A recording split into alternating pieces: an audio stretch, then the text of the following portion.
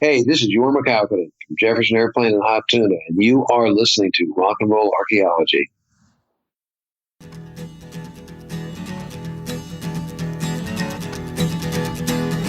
Hey, look yonder, tell me what's that you see? Marching to the fields of Concord. Looks like handsome Johnny with a musket in his hand, marching to the Concord War. Hey, marching to the Concord War. Hey, look yonder, tell me what's that you see? Marching to the fields of Gettysburg. Looks like handsome Johnny with a flintlock in his hand, marching to the Gettysburg War. Hey, marching to the Gettysburg War. And it's a long, hard road. It's a long, hard road. It's a long, hard road. In the summer of '69, Richie Havens was a modestly successful folk singer, well-liked and respected, an engaging nightclub and coffeehouse performer. Had a couple of albums out, solid efforts that never really made a dent in the charts. He definitely looked the part, lean and bearded, dark-eyed and intense, wearing sandals and a long red dashiki. A broad smile starts and almost splits his craggy mahogany face, just for a moment. Then it's gone, replaced by that dark-eyed, intense stare. Friday afternoon, in August of 1969, here in Max Yasgur's meadow, Richie Havens assumed the role. The prophet come down the mountain, the maximum soul brother, here to gather the tribes and sing out the call to prayer. Before he sat, he held the guitar up and out, chest high for a moment, assigned to the massive crowd that the convocation was about to begin. There was a restless buzz out there while he fiddled with his tuning. Then he started slashing away at his open-tuned guitar, chinking and chiming up top over a pulsing, insistent rhythm of congas. Richie's gravelly Bed-Stuy Brooklyn voice carried across green hillsides, out over the waters, deep into the forests, out to the highway still packed with pilgrims. Woodstock Nation was gathering. Hey, look yonder. Tell me what's that you see?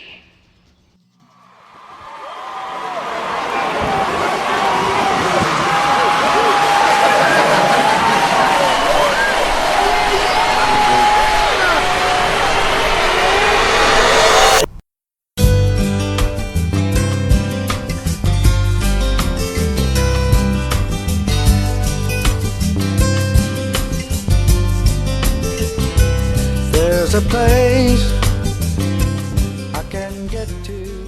It's called the Bethel Woods Center for the Arts these days.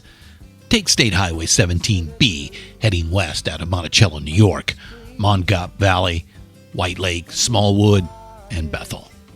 We're rolling along the southerly side of the Catskills, verdant foothills dotted with small lakes.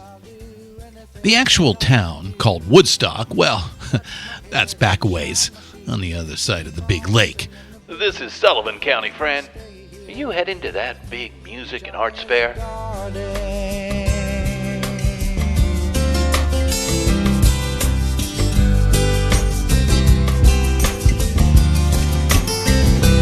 As the swift bird flies over the grasses, dipping now and then to take his breakfast.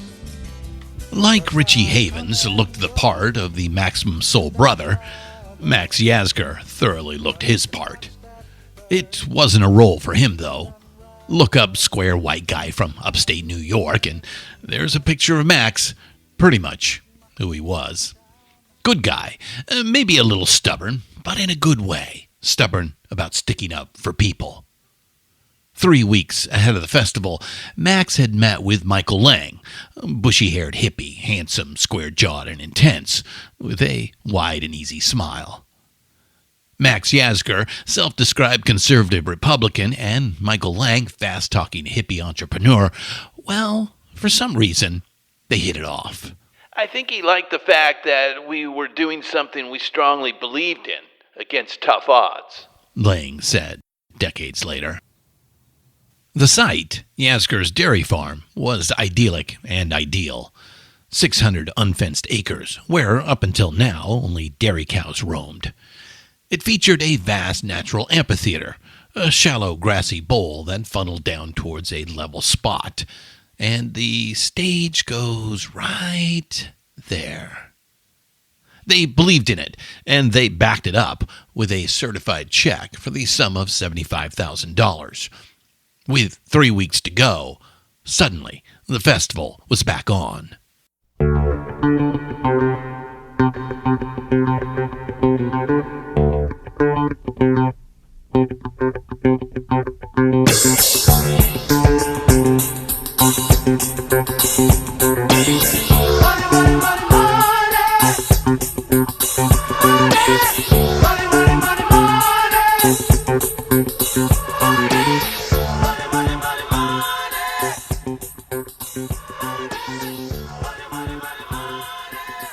We're going to throw some numbers around. Before we do, keep this in mind. A 1969 US dollar has the purchasing power of about $7 today, 50-some-odd years later. 4 guys, partners in something called Woodstock Ventures. Michael Lang, whom we've just met, was the fast-talking public face of Woodstock Ventures. He teamed up with Artie Kornfeld, John Roberts, and Joel Rosenman. Kornfeld promoted and signed up most of the talent. Rosenman was the lawyer. John Roberts, 24 years old at the time, was the money guy. He was a trust fund kid. His family founded the Polydent Corporation. We loved learning that the legendary Hippie Fest, 3 days that defined a generation, was financed by sales of denture cleaner. The Woodstock weekend ended up costing John personally at least $1.3 million. That's a lot of Polydent. Over the 3-day weekend, John took out the sum as personal loans, with the family business put up as collateral. Woodstock Ventures was going to be about building a recording studio in the real-life, no-kidding town of Woodstock. But that had morphed into a music and arts fair in Wallkill. Then the good folks at Wallkill forced it up the road to Bethel in Sullivan County. There was about $2 million generated by advanced ticket sales. Exact numbers are hard to find, but at least 150,000 tickets were sold at $18 for the 3-day pass. But they ran through most of that before a single note was played. They had invested $500,000 prepping the first site, an industrial park outside Wallkill, New York. With a month to go, the Wallkill Town Council yanked the permit out from under them, and now that $500,000 was just sunk costs. Something like twice that, about $800,000, went into preparing the new site in Bethel. Crews worked day and night, but all they were really able to accomplish was build a stage and set up the lighting and sound rigs. Legend has it that a bunch of New York City anarchists, notably Ben Moria, remember him from Chapter 17? Legend has it that Ben and the motherfuckers ripped down the fences, and the crowd surged in and, hell yeah, they stuck it to the man that weekend. They made Woodstock a free motherfucking festival. Now, that's true as far as it goes. They did bring down some fences, but it was meaningless, symbolic at best. The festival was never fenced off in any kind of real way. Nobody was on site taking tickets or collecting money. Moria has been bullshitting interviewers with that for decades. It's apocrypha, just a good story told so many times that it's become part of the canon.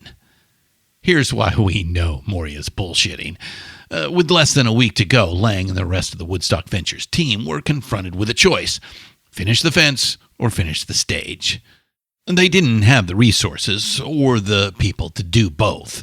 Folks were already showing up and staking out campsites, so they built the stage. That aspect, the tech stuff, the light and sound, was actually done very well. When you consider the time crunch and everything they were up against, it's pretty amazing. That was stage manager Chip Monk's doing. Chip is the guy who makes the solemn stage announcements. Come to the side of the stage. Apparently your wife is having a baby. And while it's up to you, you may want to consider avoiding the brown acid. It was filmed, of course, and the film ended up being terrific. Chances are you've seen it, and more than once. Same with us. Thing to know here is, it's not the actual festival, but rather the Woodstock movie that came out the following spring. That's what shapes most people's current perceptions of Woodstock. The movie, not the actual festival. The whole thing was recorded too.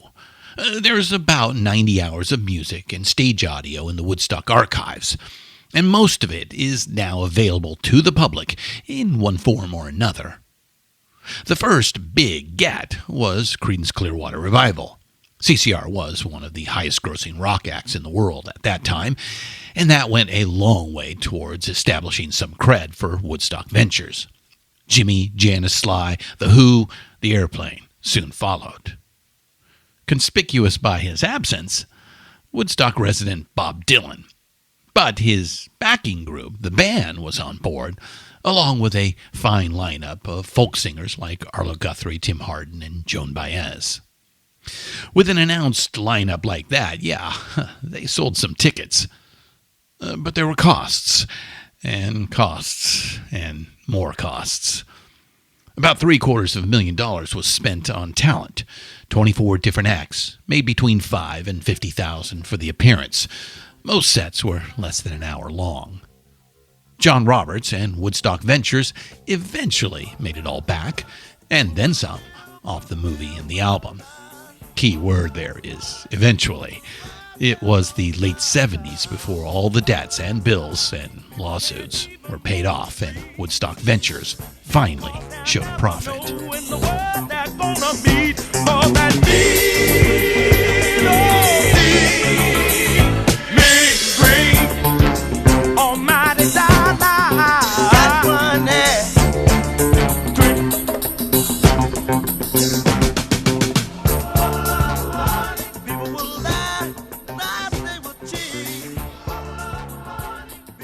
Okay, back to our story. Max Yasgur and Michael Lang shook hands. John Roberts handed over a check.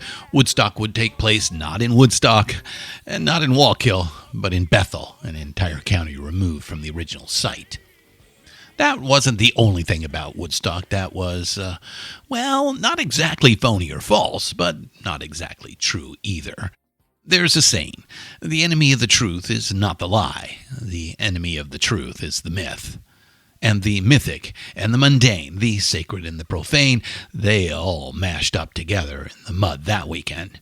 And 50 years have hardened that mythic mud into concrete. We'll try to set the record straight on a couple of things, like we did with Ben Moria a couple of minutes ago. But some other things, we're just going to let them slide. 2 points we want to hit, though. The first comes from an interview we did with Jorma Kaukonen, guitarist for Jefferson Airplane. Not so much an interview, but a freewheeling, wide-ranging chat about Jorma's Woodstock experience. Jorma's take on it? Key moments throughout the 3 days. Musicians stepped up and came through with fiery, inspired performances. Shows that galvanized and unified the massive crowd, and that was a big reason why Woodstock, just barely, was kept from being a muddy disaster. When we framed the question like that to him, Jorma's answer was simple. Absolutely. In our opinion, here's a spot where the myth and the reality actually wind up pretty close to one another. We weren't there, like Jorma, but as we said just a moment ago, it's all archived and we went through it. Sprinkled throughout the festival were great performances from some of the great musical acts of the 60s.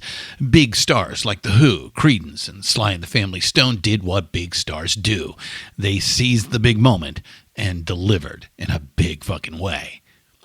Newcomers Santana and Joe Cocker did daytime sets that kept everybody rocking and kept everybody's mind off of being dirty, tired, hungry, wet, and cold. Crosby, Stills, Nash & Young debuted and came through with a transcendent performance. But, whoa, we'll get to all of that. The point right here is that our main man, Richie Havens, was just the first of a series of artists who came through in the clutch at Woodstock. The second point, and this is even more important, it's why these artists came through. It's what created the space for that to happen.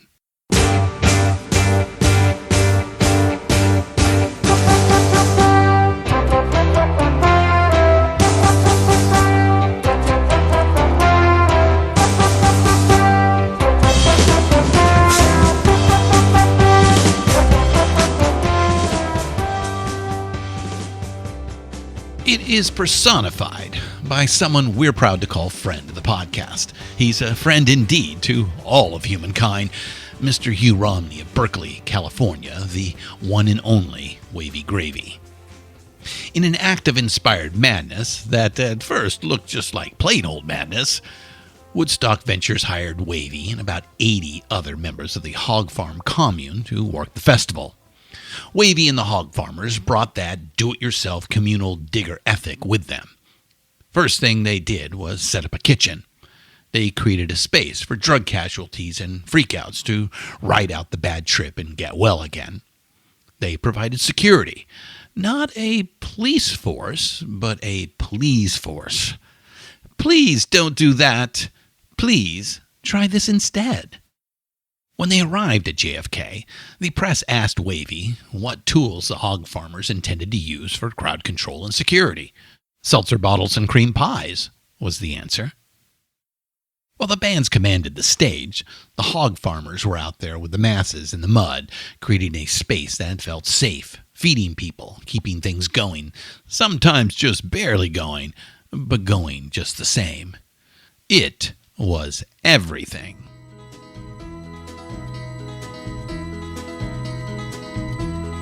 There's been reports that due to the wet mud underneath the towers, One side of the audience, the stage are right getting a little tight. that wants to be fed has got to like slowly move it through the forest now and to the hog farm where we've got about 17 lines going to serve with. But he's still got a little stuff left. If you start to And for wind you people that still believe that, capitalism is okay. Get the fuck down! I'm going where the sun keeps shining through the pouring rain. Going where the weather... The first casualty at Woodstock was the lineup. The opening band was supposed to be Sweetwater, but they were on the wrong side of a traffic jam that already went 9 miles in every direction. Friday was mostly folk singers and acoustic acts. They were easier to set up, and as luck would have it, some of them were actually present backstage that first afternoon, like Richie Havens. So about 5 o'clock, 4 hours behind schedule, they pushed Richie out on the stage and he gathered the tribes. He was followed by Sweetwater. They finally made it. Then lukewarm sets from folk singers Bert Summers and Tim Hardin that set up a gorgeous evening meditation from Ravi Shankar. Out in dark, as tabla, tambura, and sitar notes drifted out into the summer night, a misty rain formed. The crowd was still assembling out there, streaming in, setting up, and settling down. The pretty young folk singer Melanie was up next, and the rain got a bit harder during her set. The night sky began to clear some as Arlo Guthrie performed. It was clear and cold by 1 a.m. when Joan Baez took the stage. Oh, where have you been, my blue-eyed son? Oh, where have you been, my darling young one? I've stumbled on the side of 12 misty mountains. I've walked and I've crawled. Jones' crystalline soprano carried the lullabies that carried the festival to bed. Tomorrow, Saturday, August 16th, 1969, would come in like a summer day in the Catskills should. Blue skies, high clouds, and warmth to the air. The sun rose, and by the dawn's early light, the world beheld Woodstock Nation. Call out the instigators, because there's something in the air. We got to get together sooner or later, because the revolution's here, and you know it's right.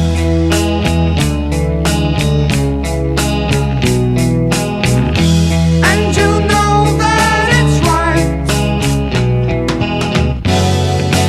We have got to get it together. We have got to get it together now.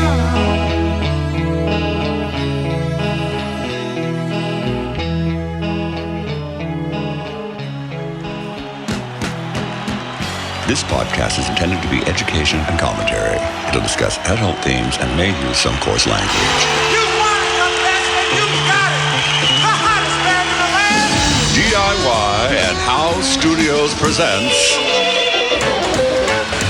the Rock and Roll Archaeology Project. Music.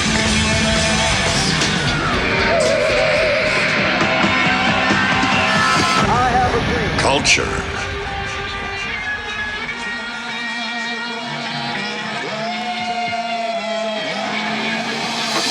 Technology.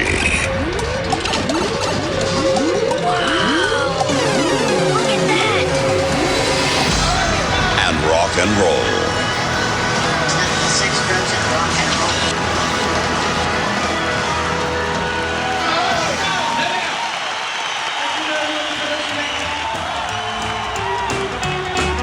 And now, on with the show.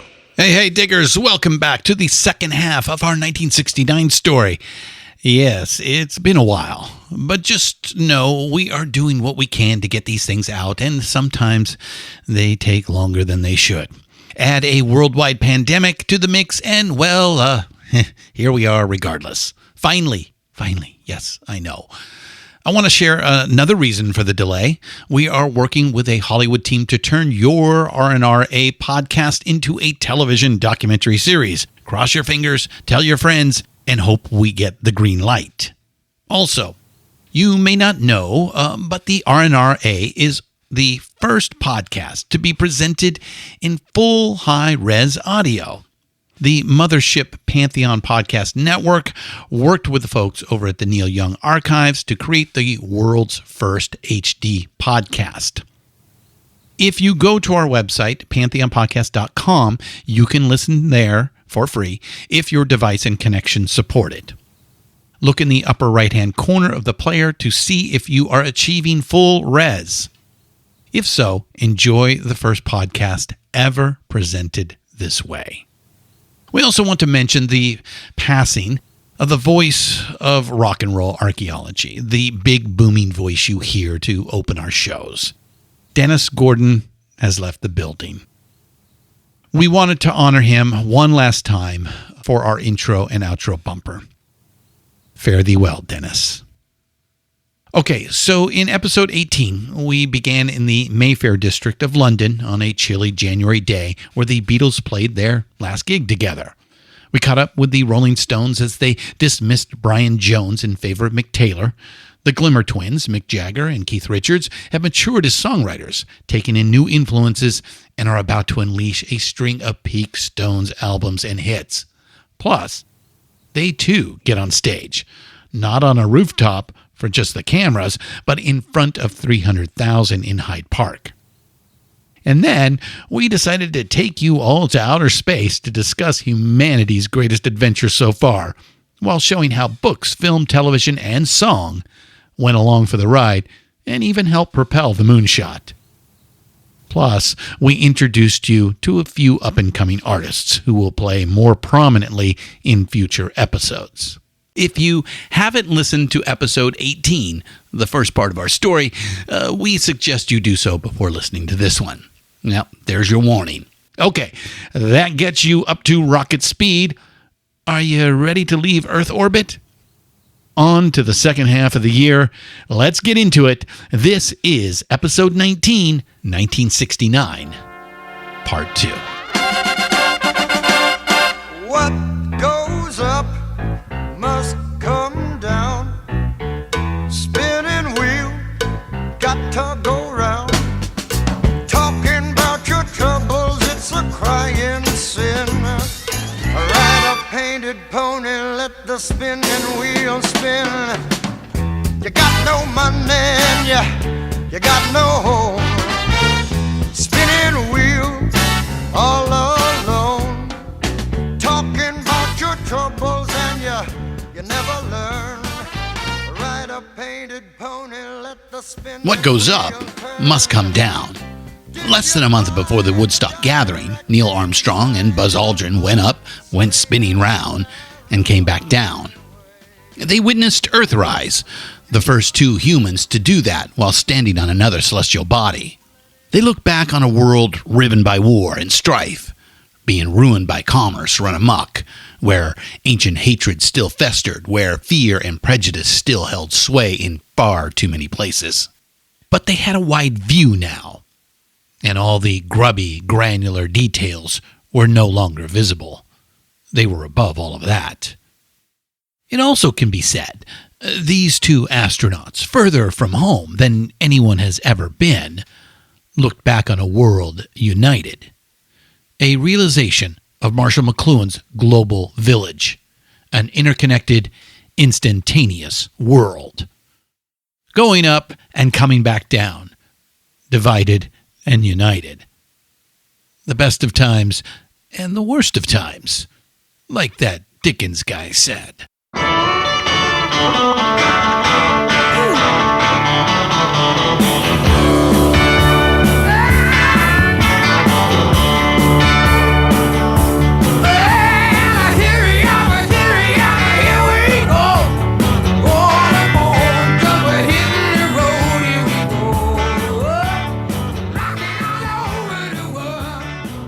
Meanwhile, back on Earth, satellite communications were no longer new and exotic.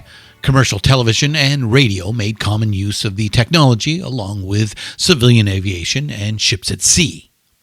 Something big, like the moonshot or a live Beatles performance, could be broadcast globally and watched simultaneously by everyone all around the world. A new term entered the lexicon: simulcast. In October of 1969, computer scientists sent a simple message from UCLA to Stanford University using, for the very first time, a peer-to-peer digital networking system, the early Internet. In the 50-plus years since, we're going to argue, not much that's new has been introduced.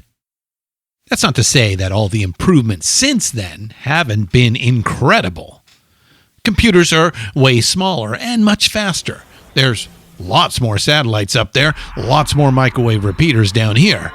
More capacity, more senders, more receivers, more. But it's all evolutionary, not revolutionary. The basic communication and data infrastructure we still use came online in 1969. That's when they laid the foundation. Like we said way back at the beginning, a big year, 1969, one of the biggest. Something else about that year of 69 and us. This is more than mere coincidence. 1969 is when rock and roll goes worldwide. Flew in from Miami Beach, BUAC. Didn't get to bed last night. On the way to paperback was on my knee. Man, I had a dreadful flight. I'm back in the USSR. You don't know how lucky you are, boy. Back in the USSR. Been away so long I hardly knew the place. On June 25th, 1967, in the middle of the Summer of Love, the Beatles performed All You Need Is Love on a TV show called One World. It was broadcast internationally via satellite, the first time that had ever been done. At least 400 million viewers in 24 countries viewed the 2.5-hour program. 22 countries participated by contributing content. Canada's offering was an interview with our old friend Marshall McLuhan.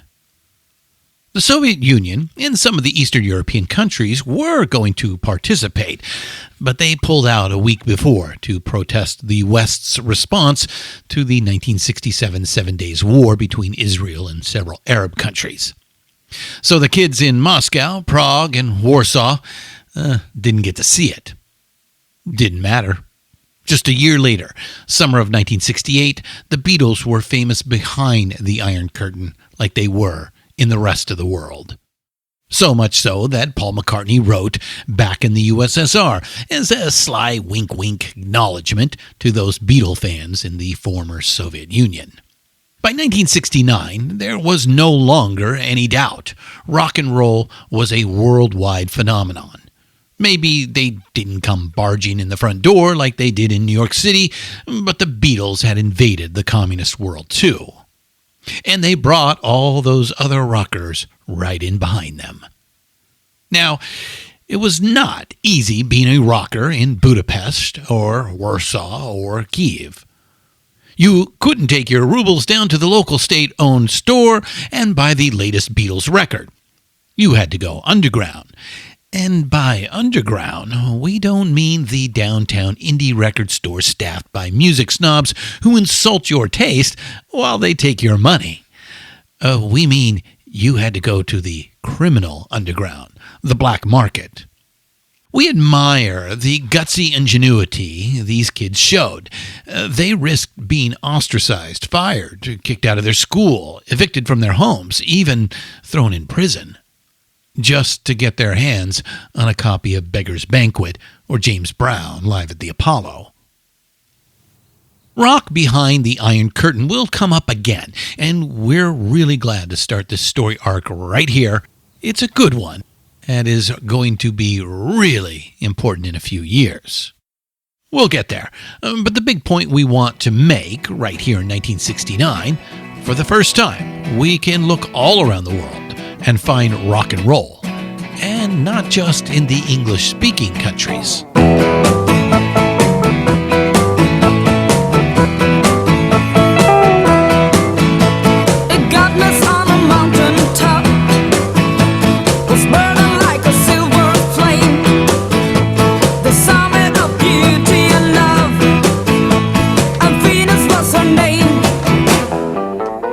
She's got it. Yeah, baby, she's got it. Well, I'm your Venus. I'm your fire at your desire. Well, I'm your Venus. I'm your fire at your desire. Bands from Europe on the North American charts, like the great cut from that Dutch band Shocking Blue with the singer who barely spoke English. She sang phonetically.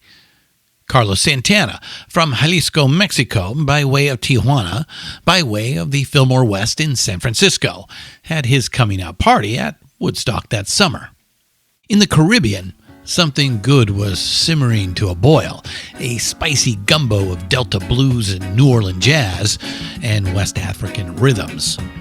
It was being cooked up in a Hell's Kitchen, the gritty, turbulent ghettos of Kingston, Jamaica, where politics frequently spilled over into violence, and vice versa.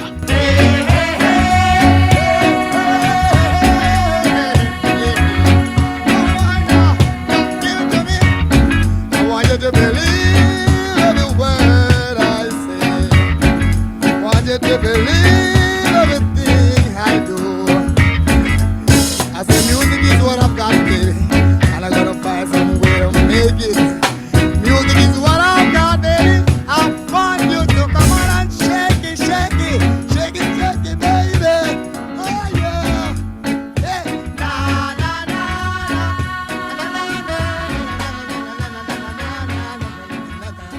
Reggae is basically a 70s thing for most American music fans, including us.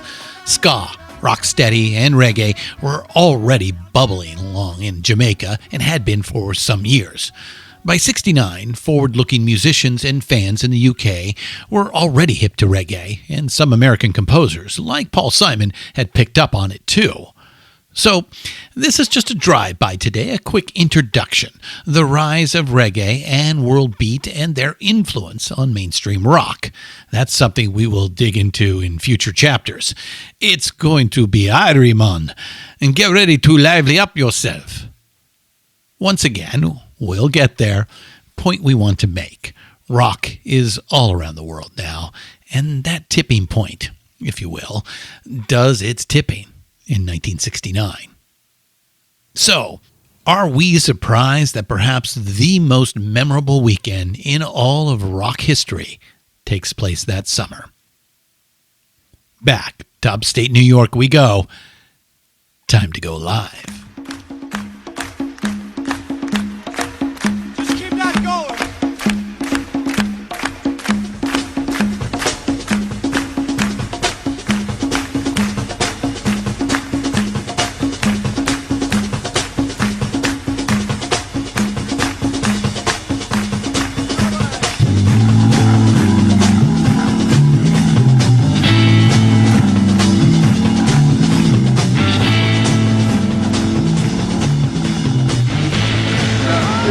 Thing that I was going to wait a while before we talked about. Maybe we'll talk about it now so you can think about it.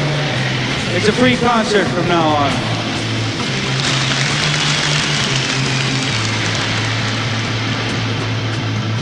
That doesn't mean that anything goes. What that means is we're going to put the music up here for free.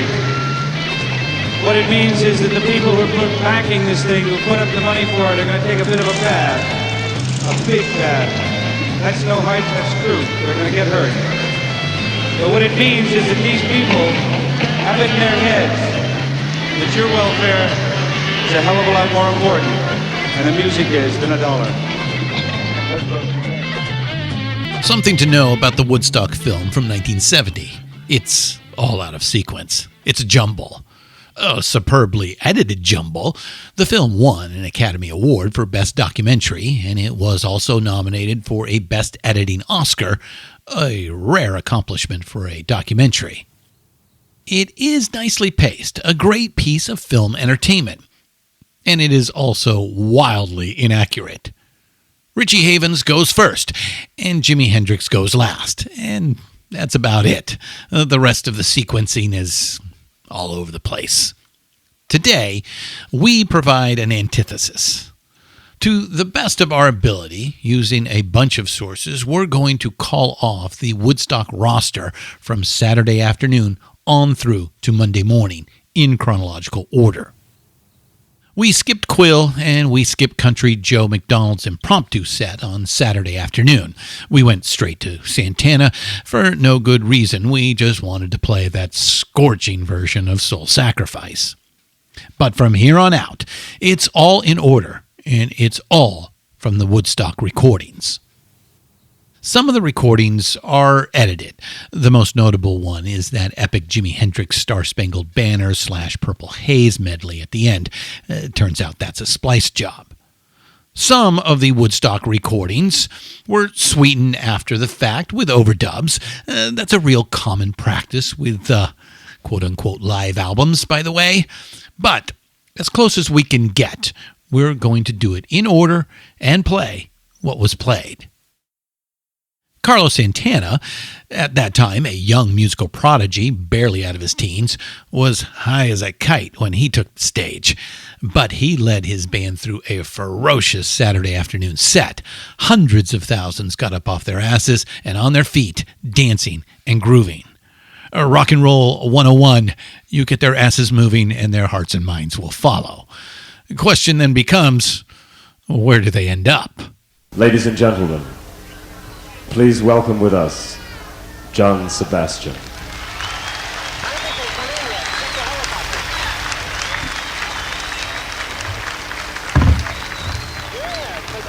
Thank you. I don't know if you can really tell how amazing you look, but you're truly amazing. You're a whole city. And somehow you're something that an awful lot of us talked about 8 and 10 years ago in little living rooms.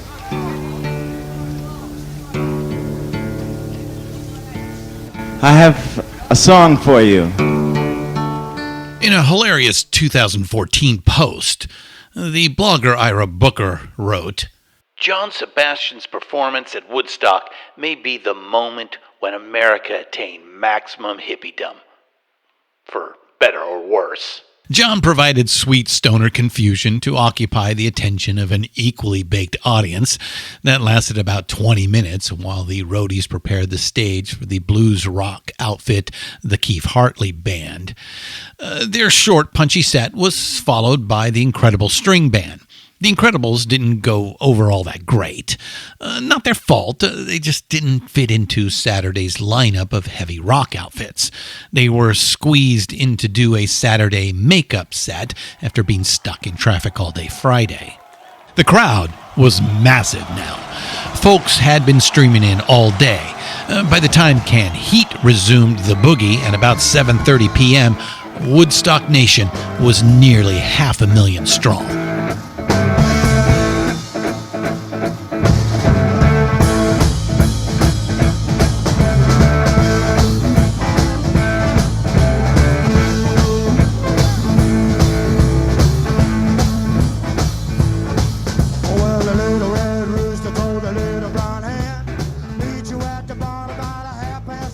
The heavy blues boogie continued with Mountain, a new outfit led by singer-guitarist Leslie West.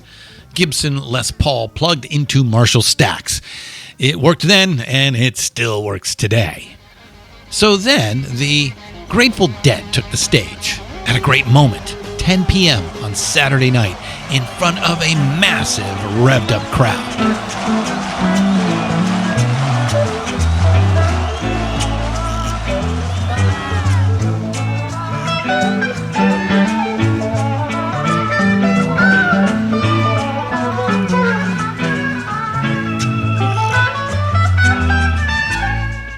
And proceeded to screw the entire pooch. Their gear was so heavy, it broke the stage. That made set changes more of a hassle for the rest of the festival. They were high and goofy, unfocused, and they sounded like that too. Now, this is coming from Deadheads. We love these guys, always have. But Woodstock was not a great showing for the boys. First, they broke the stage, and then they played way too long. They infuriated every act that came after them that night, especially John Fogerty and the other members of Creedence. The momentum seemed lost. That's when Creedence Clearwater did the revival.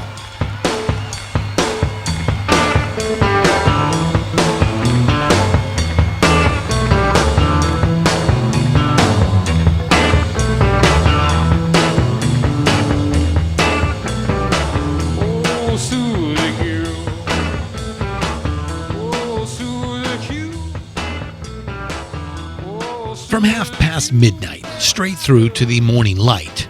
Late Saturday night, early Sunday morning is where Woodstock, the musical event, gets pretty incredible. Creedence didn't end up in the Woodstock film. They had plans for their own concert film, and they didn't want any distraction from that. But there's footage, and there's audio, and diggers, holy shit. They were really annoyed by the long wait, so Creedence went out there with a big chip on their collective shoulders. No, how you doing tonight? No breaks in the action, not much in the way of stage patter. They just stormed their way through 11 high-energy songs in less than an hour. It rocked, it provoked, it had some edge to it, straight ahead and potent. The Creedence set was a bracing tonic, a much-needed antidote to the Dead's meandering hippie goofiness. Speaking of edge and energy, Janis Joplin was up next. Her set was highly anticipated, but it ended up being a little bit of a letdown. How are you all? How are you out there? Are you okay? You're not, you're staying stoned and you got enough water and you got a place to sleep and everything?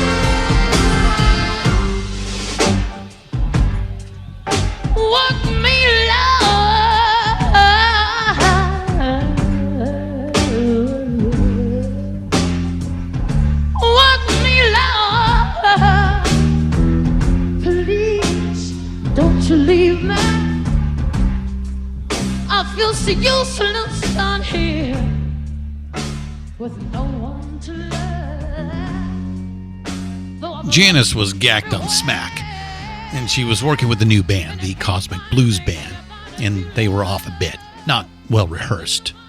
So it wasn't the show-stopping holy shit Janice we saw at Monterey Pop, but it was still pretty intense. When asked about it later, Pete Townsend of The Who said, even Janice on an off night is pretty incredible. It set up the next two performances, which, in our highly subjective, not even a little bit humble opinion, were the most inspired shows of the entire festival. It is getting stronger.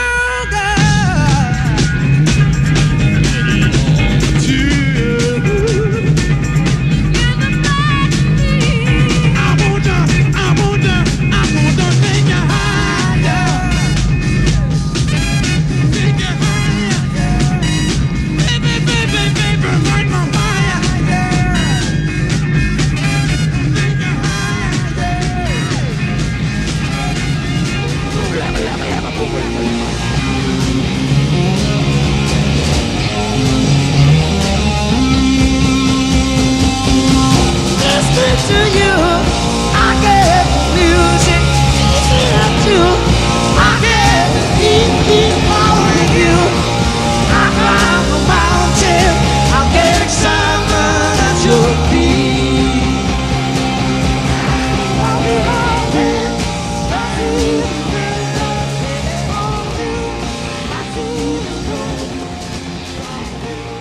Hot fun in the summertime of 1969. The year of Sly and the Family Stone. At the beginning of the summer, they had put out Stand, a killer album. We've talked about it before, and they hit the road to support it. They'd been out all summer long, knocking audiences dead across the country. The family was ready for Woodstock. Same with The Who. They'd been crisscrossing the country all summer, too. They had their own important new album out, Tommy. At sunrise, they played the anthemic Listening to You. Then they got called back for a pair of encores, Summertime Blues and My Generation. Saturday night had spilled into Sunday morning. Jefferson Airplane played to a sleepy, bedraggled breakfast club, the Morning Maniacs. Look what's happening on the street. Got a revolution. Hey, I'm dancing down the street. Got a revolution. Ain't it amazing on the people I meet? Got a revolution. One generation got old. One generation got soul. This generation got new. This generation got old. And now it's time for you and me.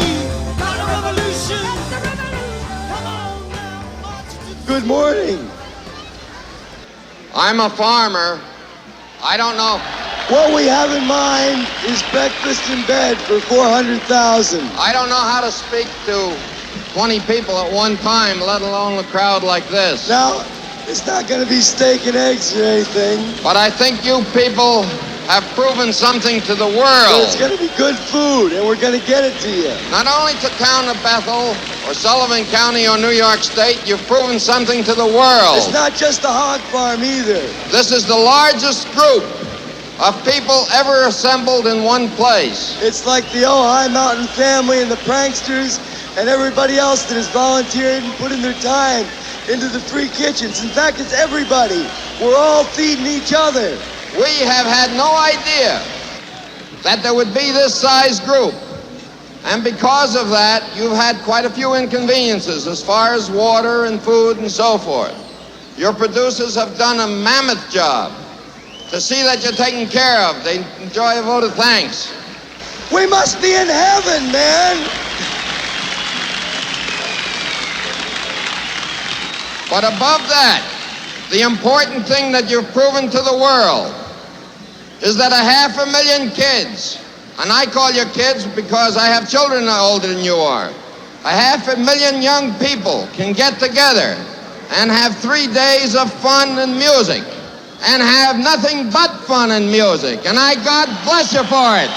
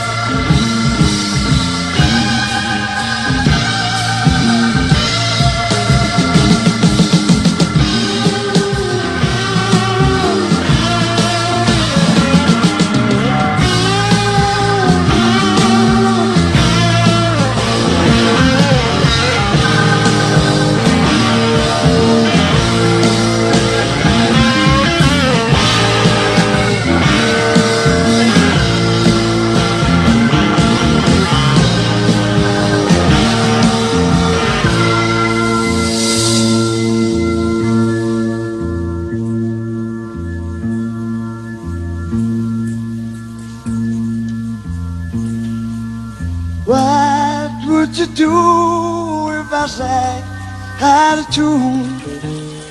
Would you stand up and walk out on me? Lend me your ears and I'll sing you a song. I will try not to sing out of key. The music resumed on Sunday afternoon. Joe Cocker's set with the aptly named Grease Band was fire. And then the rain came. One of those lamps to be blown. Please. That's it. Everybody just help get away from the towers and clear them. And look up. Like Barry says, let's think hard to get rid of it, please. No rain! No rain! No rain! No rain! No rain! No rain! No rain! No rain! No rain! No rain! No rain! No rain! No rain! Keep thinking it. Keep your eyes on those towers. It's got to blow through. Try to keep yourself comfortable. And keep an eye on the towers. Hey, cut the power up here, all right? Where? All right, we're going to have to turn on some microphones for a minute. Hang in there with us. God bless you. Watch those towers.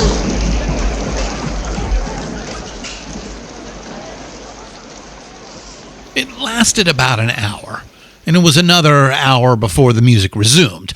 A lot of people split on Sunday afternoon, but at least 250,000 hung on for that final night. Country Joe and the Fish, after making several unscheduled appearances, finally did their scheduled set 4 hours late.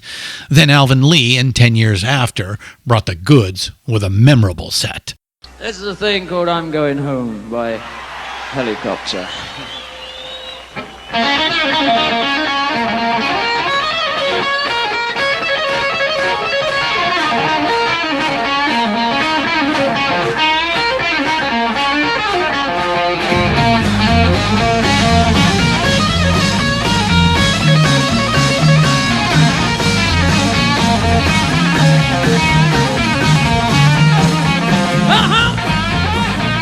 My baby, go home.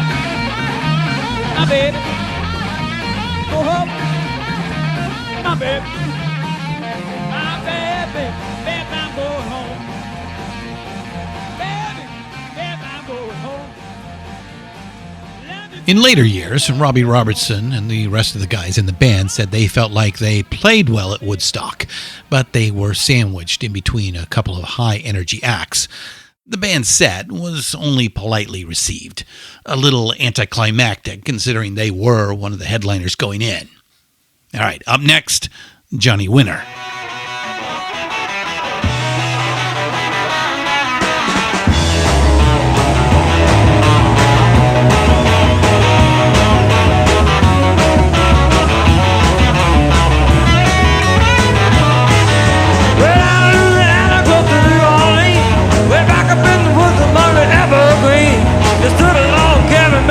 Than wood. There's a country boy named Johnny B. Good who never ever learned to read or write so well, but he can play a guitar just like a ring in a bell. Go, go, go, Johnny, go.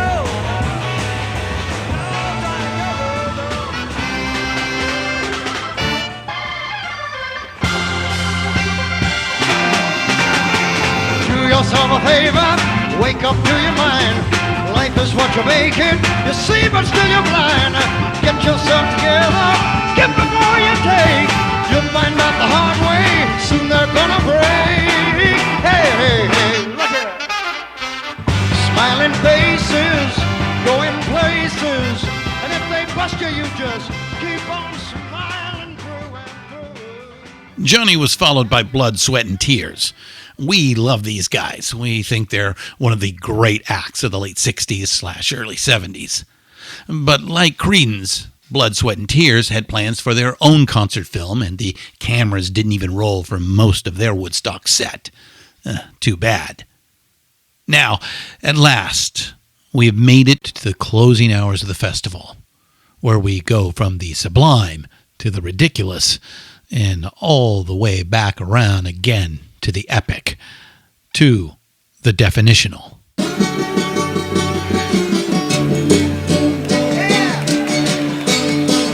Ladies and gentlemen, please welcome with us Crosby, Stills, Nash, and Young.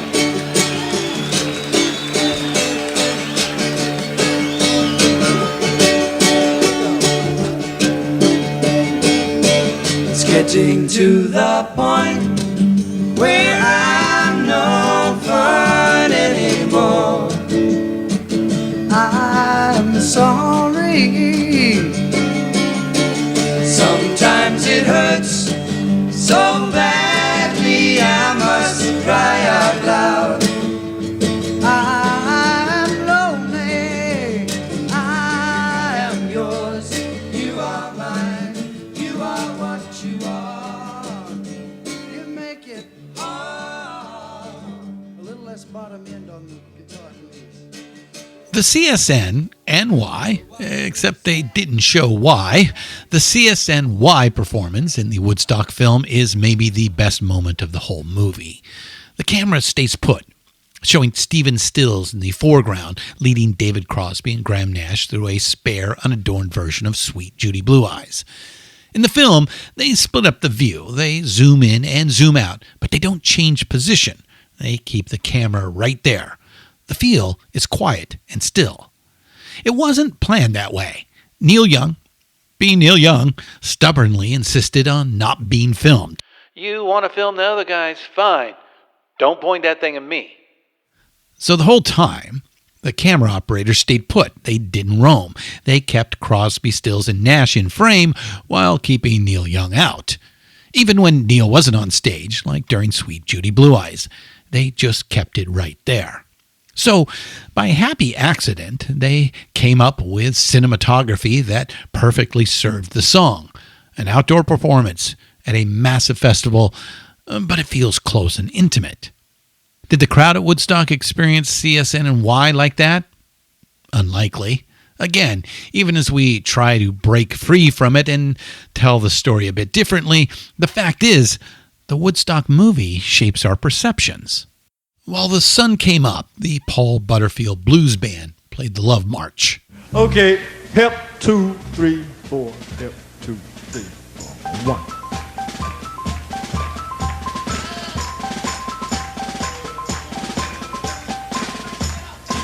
1. Yeah, all y'all out there, if you wasn't so tired, we could all get up and just march around this whole area here. Be happy and stuff. Yeah. You bring little sister with you, let her march too. Everybody can march. And have a good time with that.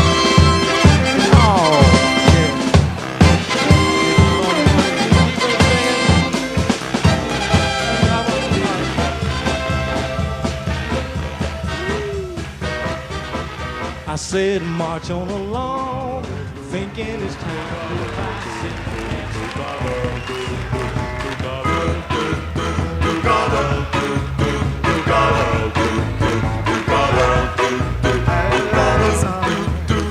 I walk through this world, nothing can stop You are my girl, nothing can hurt you.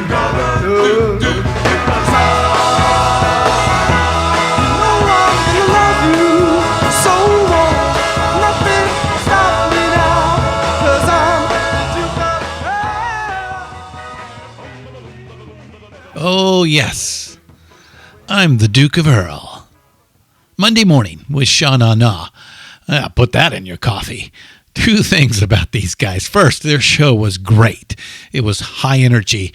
Hell, they managed that. It was hilarious and kitschy and fun. The second was that Sha Na Na only got to play because Jimi Hendrix stood up for them. Jimmy noticed them waiting patiently backstage for hours, along with some of the guys from Paul Butterfield's band. Chipmunk and Michael Lang asked Jimmy if he wanted to go early on Sunday morning, right after CSNY. They would bump the last two acts. No, let them play, Jimmy said. They've been waiting all night. They deserve the chance.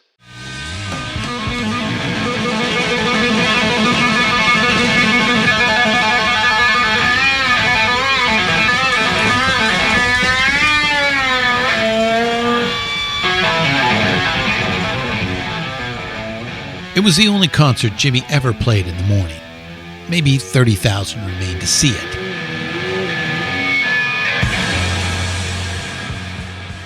The green hills of Yasgur's farm were muddy brown, strewn with detritus and debris. There was a dirty, tired exodus out of the main bowl. You can leave if you want to. We're just jamming, he said. You can leave, or you can stay. The small crowd that stayed to the end brought Jimmy back out for a rare encore. The final song of the festival was Hey Joe.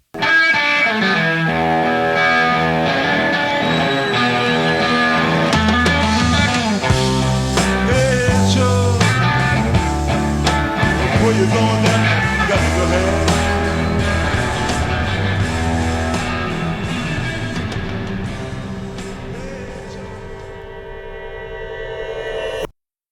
Again, we're influenced by the movie, so for us, that sublime blues jam by Hendrix is the summing up, the tired, dirty, and beautiful eulogy of Woodstock. It took Max and a few kids who stuck around months to clean up the farm. Today, honest-to-goodness rock and roll archaeologists comb through those fields, dig through layers, and uncover artifacts. Bethel Center, on the site of Yasgur's farm, is now an archaeological dig and a museum, complete with a performing space, a visitor center, and a gift shop. When we began this whole joint about Woodstock, we said the mythic and the mundane all mixed up in the mud that weekend. Nothing along the way has changed our minds about that. Sly and the Family Stone and The Who both gave us a look ahead at something that will largely define rock in the 70s, the modern arena show. But keep it right here for now. If we were out there today, hot fun in the summertime in upstate New York, if we were out there digging in Yasgur's dirt like it's Pompeii or a Mayan pyramid, if we were bringing forth artifacts, what would we ask those artifacts? What would we ask this place? We'd say, show us what it was like. The movie showed the power and glory on the stage. Listening to you, I get the music.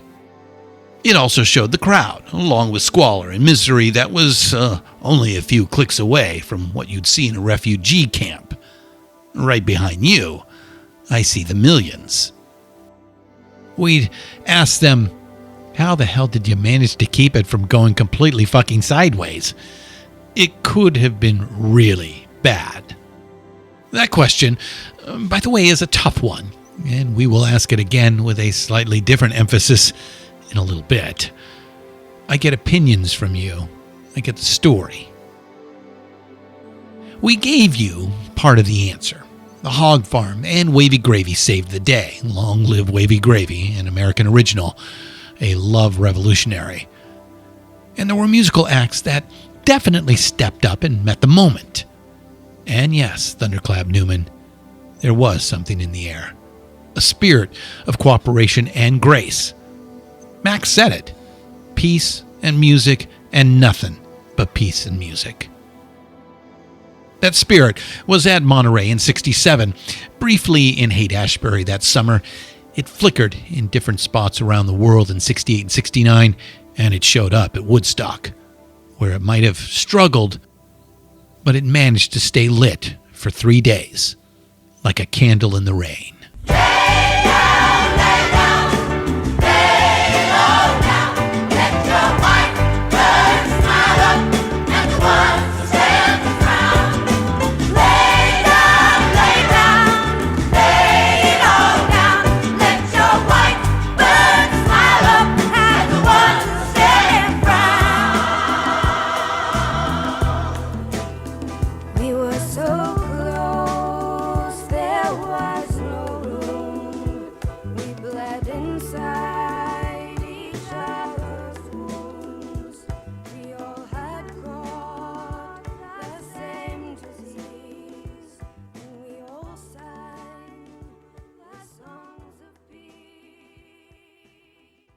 We've talked at some length about the Beatles and how they kept changing the conversation about what was possible for a rock band in the studio.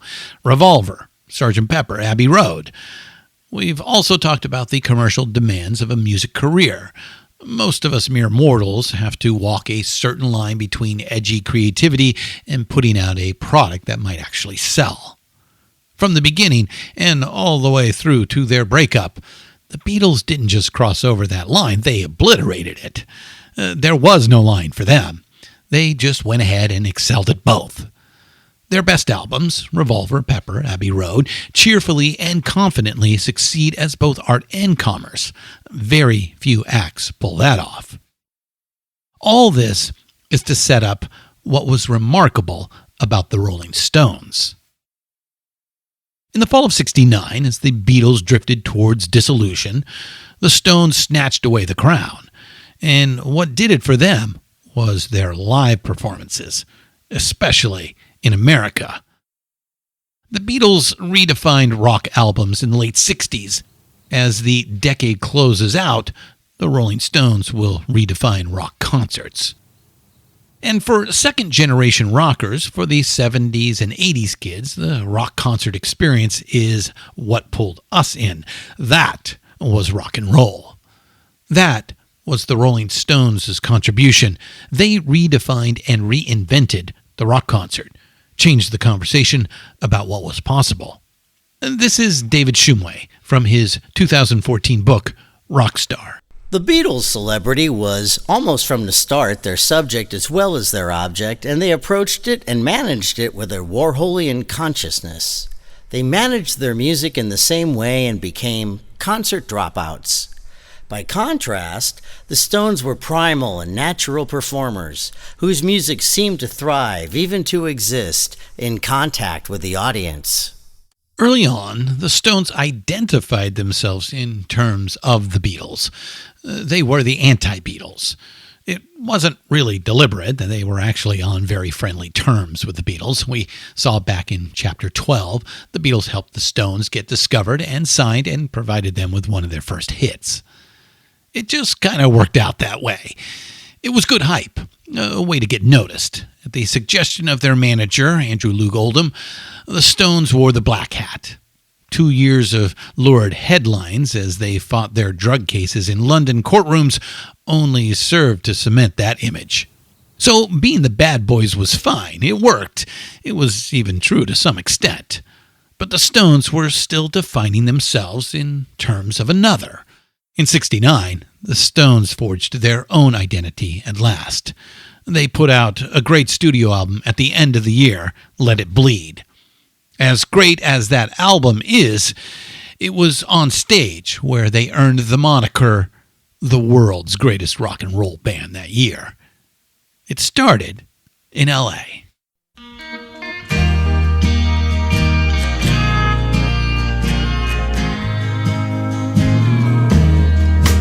This old town's filled with sin. It'll swallow you in if you got some money to burn. Take it home right away. You got 3 years to pay, but Satan is waiting his turn.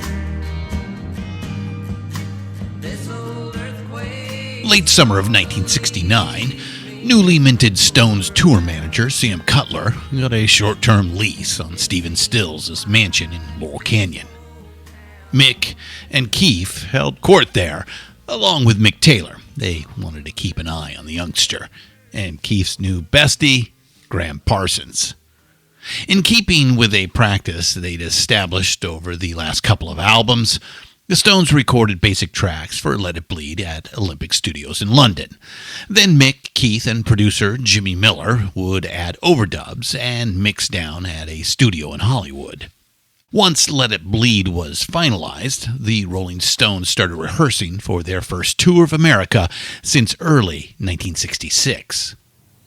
The October rehearsals mostly took place in the basement of Stills' mansion, and they were bad. Like, really, really bad. So bad that a lot of the staff and crew were freaking out. But the Stones got it together, just barely, in the last 2 sessions. And Sam Cutler deemed the circus ready for the road. It was such a privilege, to listen to the Stones getting their music together. It was rough, but it was ready, supremely vulnerable and so very mortal. The music felt as if it might fall apart at any moment, yet it struggled and fought its way to a wonderful cohesion and vitality. Yeah, seeing the Stones getting their music together was like watching a baby being born. It was messy, but somehow it was miraculous. And most importantly, it lived. Right around that time, Sam also realized to get these guys to bring their best, he needed to lay down a marker.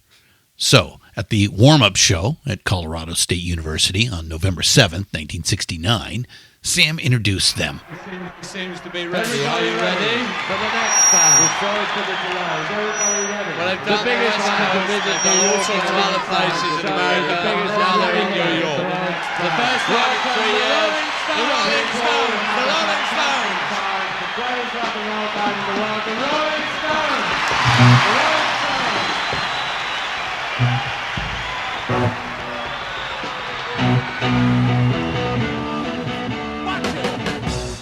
Sam trotted that one out back in July at the Hyde Park concert, and Mick wasn't crazy about it. He felt that level of hype was a bit much, and he let Sam know that. But Sam ignored him and used it again in Colorado. It became the standard intro for Stones concerts from that day forward. The world's greatest rock and roll band.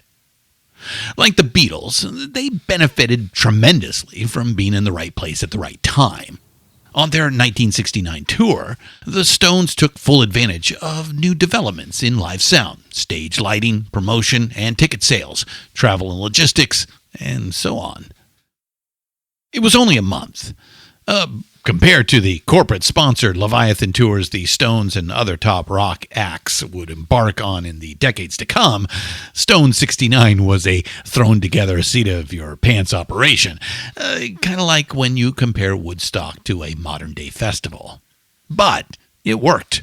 In fact, it succeeded wildly. Our favorite grumpy curmudgeon, Robert Christgau, called the Stones' 1969 tour of America the first mythic rock tour.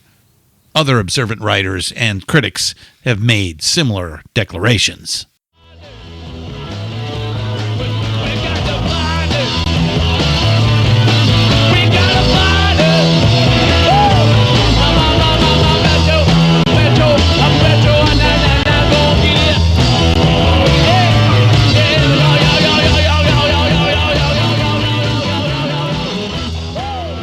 Yeah, we're more satisfied now sexually. How about philosophically and financially?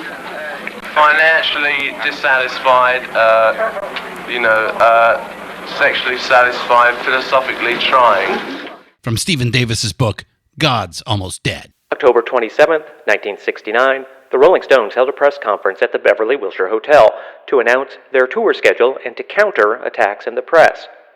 When it was reported the Stones would take home $1 million from the tour, the influential San Francisco columnist Ralph J. Gleason scolded the band for high ticket prices and general arrogance. Recalling the good vibes in Hyde Park, Mick Jagger parried by offering to play a free outdoor concert in the Bay Area after the tour.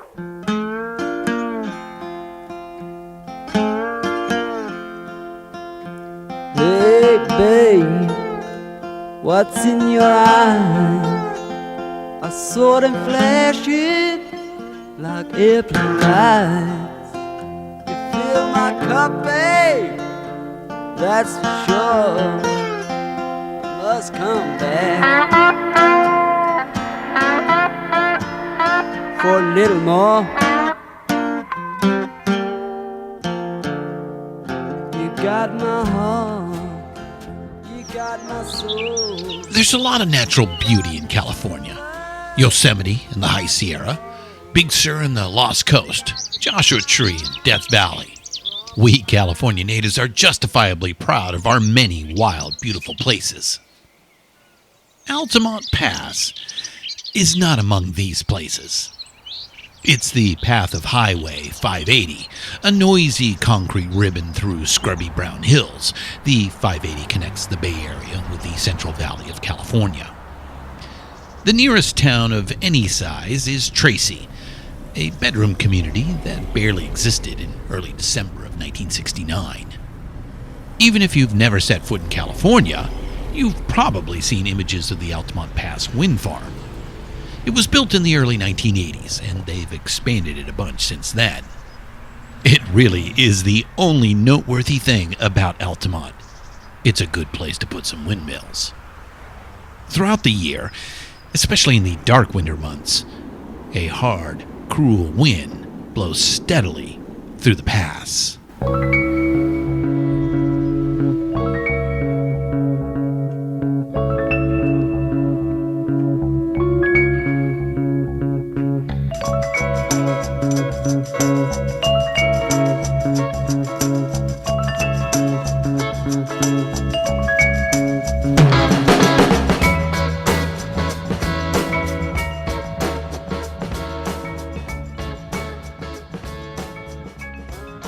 We are film nerds as well as music nerds here at Rock and Roll Archaeology, so we're going to reference the 1950 Japanese film Rashomon, directed by the great Akira Kurosawa.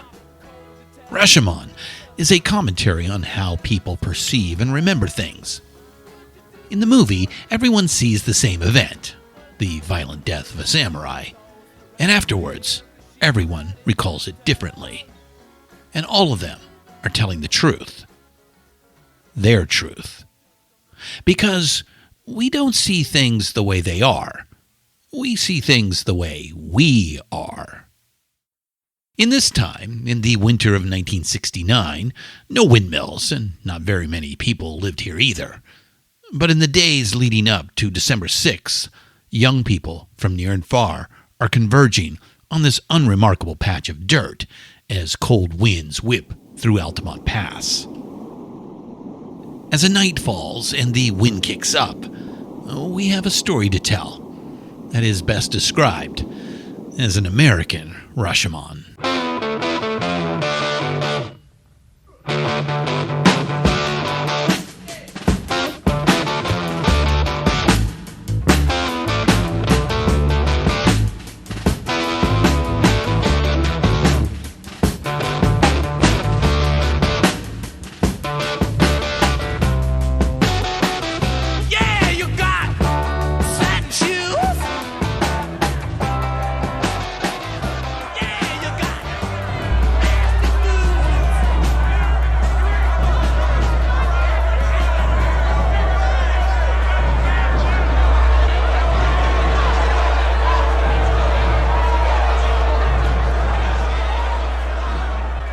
This is Stefan Ponik, KSAN Radio, San Francisco. Well, the Rolling Stones tour of the United States is over. They wound it up with a free concert at the Altamont Speedway for more than 300,000 people. There were 4 births, 4 deaths, and an awful lot of scuffles reported. We've received word that someone was stabbed to death in front of the stage by a member of the Hells Angels. Nothing's confirmed on that. We were there, we didn't see it, but we did see a lot. We want to know now what you saw. Our phones are open. We'd like to hear from you. What was the Altamont free concert like?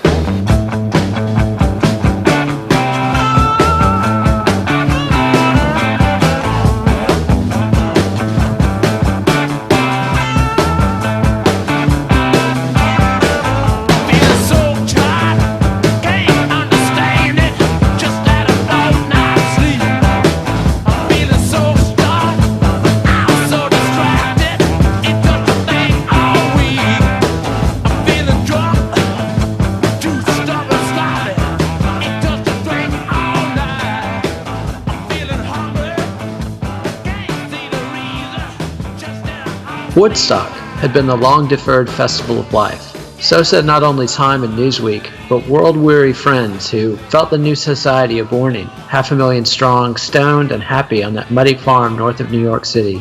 And so when the Rolling Stones announced their own West Coast free concert at Altamont, near San Francisco, I had to go. That's the 60s historian Todd Gitlin in his book, Years of Hope, Days of Rage. We've quoted Professor Gitlin a bunch of times now.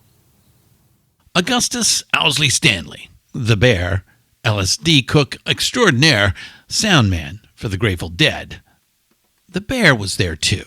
It was like a moonscape of crushed auto bodies. It was the actual arena in which they had held all these demolition derbies. I thought, this is the worst possible place to hold something like this. And I realized that if you took acid at this show, you were going to have a trip that you didn't really want. Please allow me to introduce myself. I'm a man of wealth and taste. I've been around for a long, long year. Stole many a man's soul of faith. I was around when Jesus Christ had his moment of doubt and pain. Made damn sure the pilot washed his hands. So yeah, we're film nerds too, and as such, our perceptions of Altamont are largely shaped by a film. That would be the 1970 documentary Gimme Shelter, produced and directed by Albert and David Maysles. For the sake of clarity in this section, we'll reference the Gimme Shelter film as the Maysles film or the Maysles documentary. Okay, back to the story. Around noon, as Santana opened the show, a rolling phalanx of Hell's Angels surged down the hill towards the stage. Their choppers charged through the crowd as people madly scrambled to get out of the way. 2 of the bikes carried Graham Parsons and Bernie Ledden of the Flying Burrito Brothers. Down at the bottom of the bowl, Bernie looked back at the hole they had just made in the crowd. He said to Graham, "You know, we just pissed off 300,000 people, right?" Well, you heard about the ball storm. Honey, it's not one of those. Talking about the midnight shit. Perspective is informed by our loves and by our hates, by our prejudices and by our decencies. Perspective can also be a simple function of where you happen to be standing when the shit goes down. Set and setting, as Tim Leary would say. That's what makes good trips good and what makes bad trips really fucking bad. Woodstock had been moved several times before they settled on the verdant, peaceful hills of Max Yasgur's dairy farm as a site, but they had about 20 days to get it ready. At Altamont, they barely had 20 hours. They built a stage out in the middle of nowhere and hoped for the best. Like any decent person would be, we are outraged by the thuggish behavior of the Hells Angels that day. But that didn't just come about, it didn't occur in a vacuum. The deadly lack of concern on the part of the Altamont team, you see it in the middle third of the Maisels film, the phone call at lawyer Melvin Belli's office. The call is jaw-dropping. Important concerns like security, food, water, sanitary facilities, parking, and access to adjacent properties are glibly brushed aside. Bullshit reigns. You can't help but think, there's no way this is going to work. Why the hell doesn't somebody just pull the plug and cancel it? Good question. Keep it in the back of your mind as we move through the story. There was no defined backstage area. The only thing separating the crowd from the performers was a single piece of twine, and even that flimsy imaginary barrier was gone by the time Jefferson Airplane took the stage. This is Saul Austerlitz from his 2018 book, Just a Shot Away. 4 or 5 plainclothes Alameda County sheriffs stood around backstage, their weapons in their holsters. After intervening in one of the early fights between the Hells Angels and fans, they took note of how thoroughly outnumbered they were, and thereafter ceded the field to the Angels. It's really not worth it. With anybody in particular. You gotta keep your bodies off each other unless you intend love. People get weird, and you need people like the Angels to keep people in line, but the Angels also, you don't bust people in the head for nothing. So both sides are, fucking up temporarily. Let's not keep fucking up. Marty Ballin of the Jefferson Airplane got knocked unconscious by an angel. Marty came to, decided to go after the prick, the biker they called Animal, and Marty got knocked out again. But here is what's really ominous about that Jefferson Airplane clip from the Maisels documentary. As Grace Slick tries to settle the crowd, her pitch to the audience is, be cool so you don't provoke the Hells Angels. Let's just stop fucking up. She actually both sides it. We don't want to be unfair to Grace. She had to have been terrified. She's just doing her best in an impossible situation. But when she both sides it like that, she abdicates the moral authority. She gives away any pull or sway that the performers might have had on the Angels. Just a few songs into the second set, we see the performers have given up. The cops, too, threw their hands up and walked away after an hour or so. The concert organizers were scared as well. Everybody's on their own.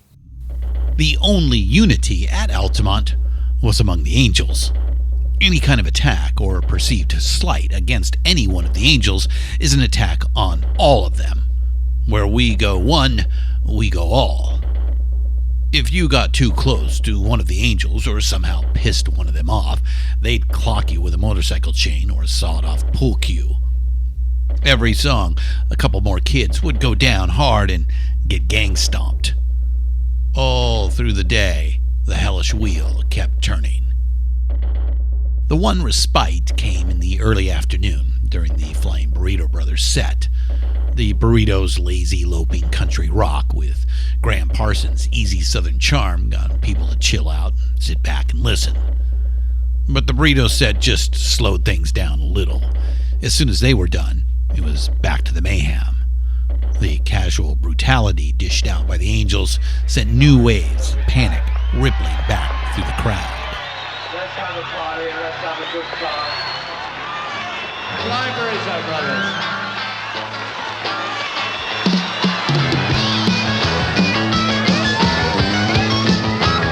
Well, I pulled out of Pittsburgh on the Malays before. Got my diesel wound up and she's running like never before.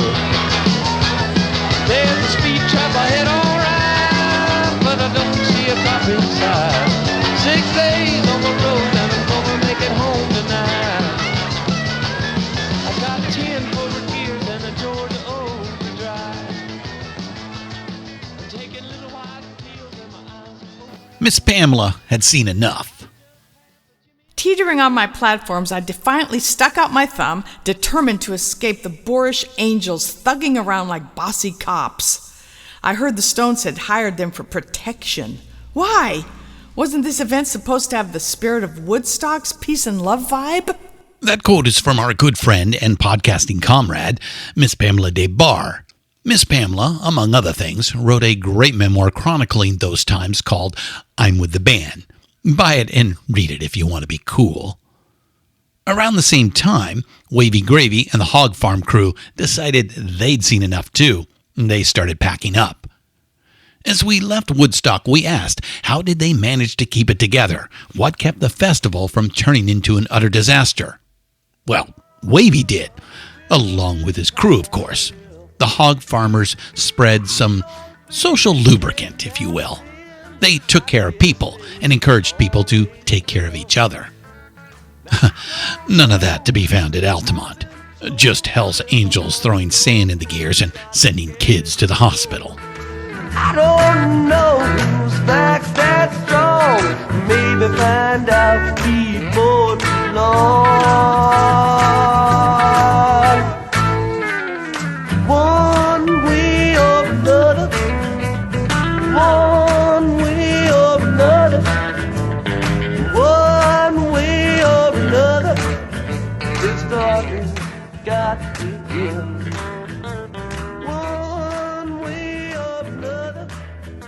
At least 850 people were hurt by the Angels that day, some of them very badly. That number is based on police reports, local hospital admissions, and eyewitness accounts. A lot of pain was dished out that day, but the crowd was huge, at least 250,000, so most perceived the violence as distant, uneasy bad vibes. But even at a safe remove from Angels Run Amok, out in the crowd, it was bad trips, bung drugs, fights, and arguments, no bathrooms, no water, and a long, long walk back to the car. Nothing was being addressed. Once again, everybody was on their own. So the bad vibes spread and spread across a couple 100,000 people over and over, and now you got a lot of bad mojo going around.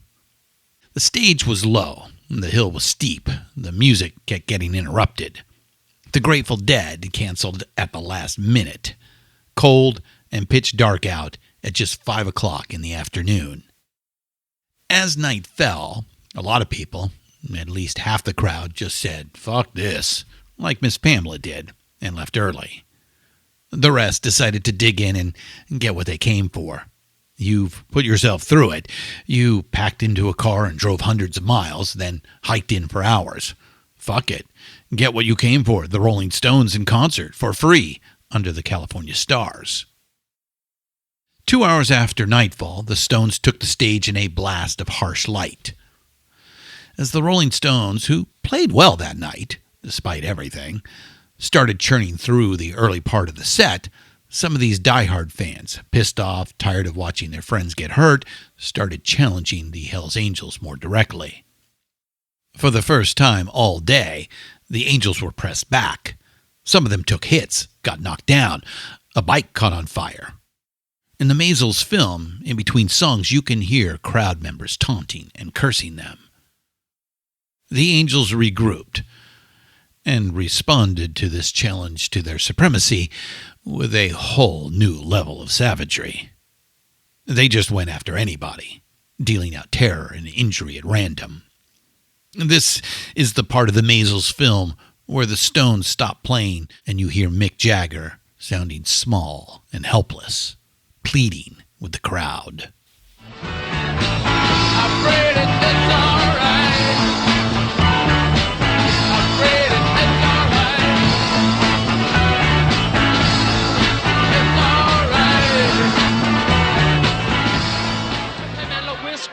You know, if those cats can't, if you people, we're splitting, man, if those cats don't stop beating everybody up inside.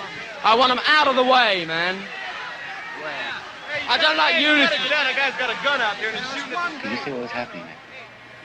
No, you couldn't see anything. Where it's another scuffle. There's the Angel right there with the knife. Where's the gun? I'll roll it back and you'll see it against the girl's crocheted dress. Right, it's there, isn't it? He pulled out a gun. He did? Yes, the Hells Angels took the gun away from him. One of them has it now. He showed it to me. And they proceeded to put him down on the ground and start kicking him. And he has a couple stab wounds in his back and one over his ear. Tried to keep him alive, and when we got here, the doctor checked him out, and that was it. Pronounced him dead.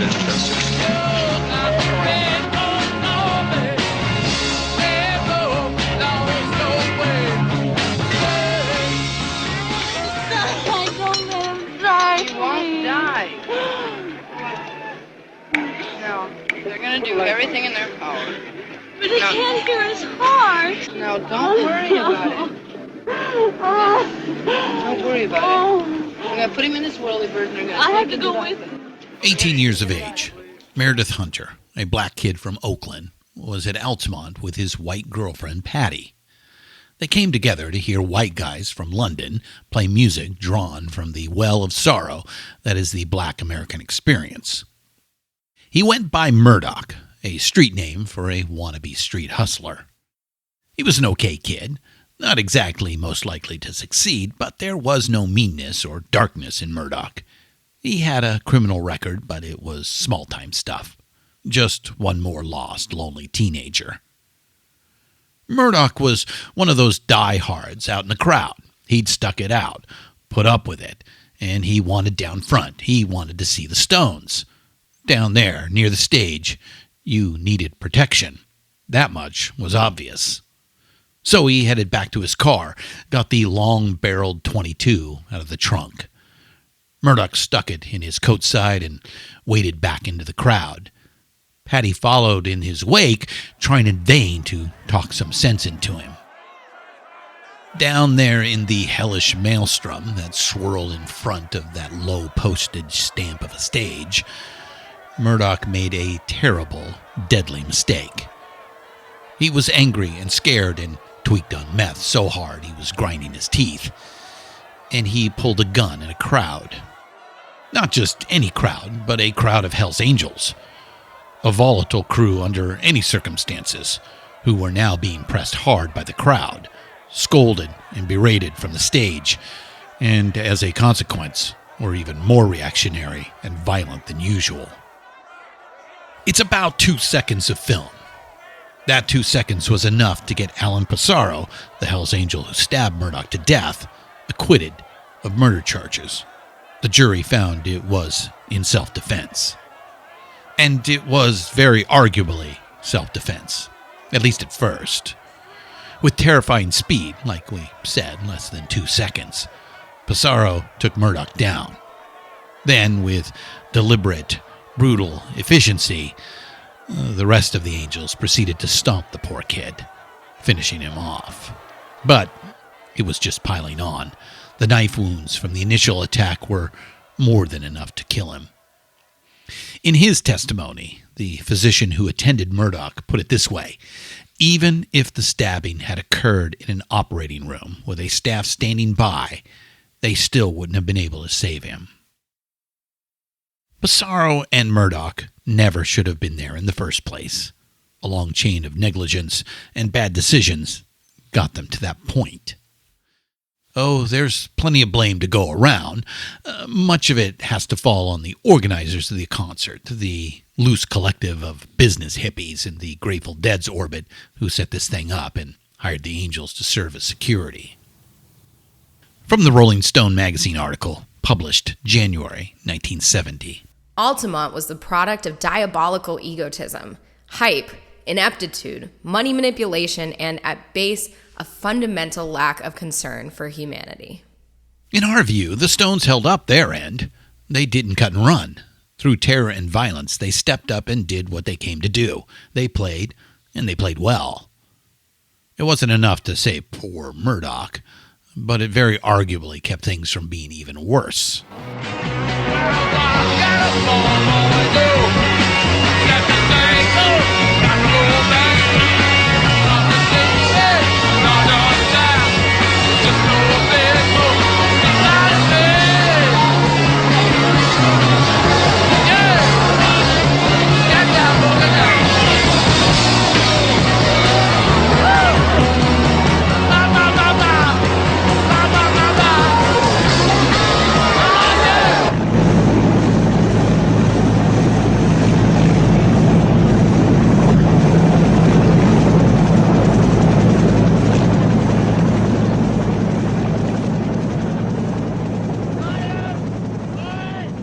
last notes had barely faded when the Stones, Sam Cutler, and a few hangers-on piled into a dangerously overloaded helicopter and got the hell out of there.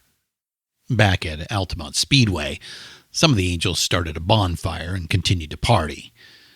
Every so often, some clueless kid would wander up out of the darkness and try to join the fun, and they would learn the hard way that the bonfire party was an Angels-only event.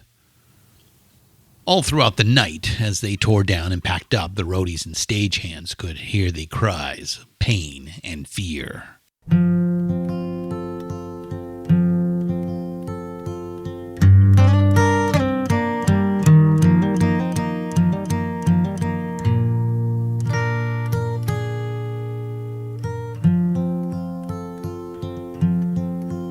Well, I followed her to the station with a suitcase in my hand. Yeah, I followed her to the station with a suitcase in my hand. As we've seen, Miss Pamela bailed out early. She snagged a ride back to the city and made a beeline for their hotel. I was seriously bummed out about my beer-splattered vintage dress when I arrived at San Francisco's stately Fairmont Hotel and called Mick on the hotel phone. "Please come right away," he said in a strained, tremulous voice, giving me the room number. "Something horrible has happened." When she got to the room, Mick was subdued and quiet, on the verge of tears. It was clear to Miss Pamela that he was badly shook by the events of that long, awful day at Altamont.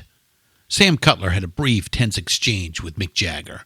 After some back and forth, it was agreed that Sam would stay behind and try to deal with the aftermath, while the Stones themselves would get the hell out of Dodge. Early the next day, the Rolling Stones flew back to England. It would be 1972 before they came back to America to play again.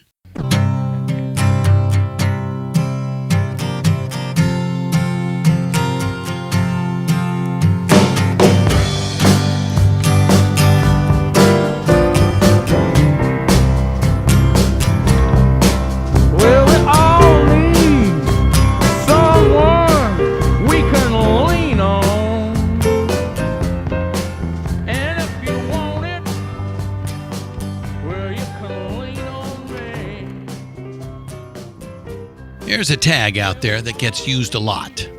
Altamont marked the end of the 60s. Maybe so. Ourselves, we tend to agree with Robert Christgau's more nuanced view of it. Altamont provided an extraordinarily complex and visceral metaphor for the way things of the 60s ended. All the symbols were marshaled and the crowd turned out less to have a good time than to help make counterculture history. The result was that the counterculture in the form of rock and roll turned back upon itself.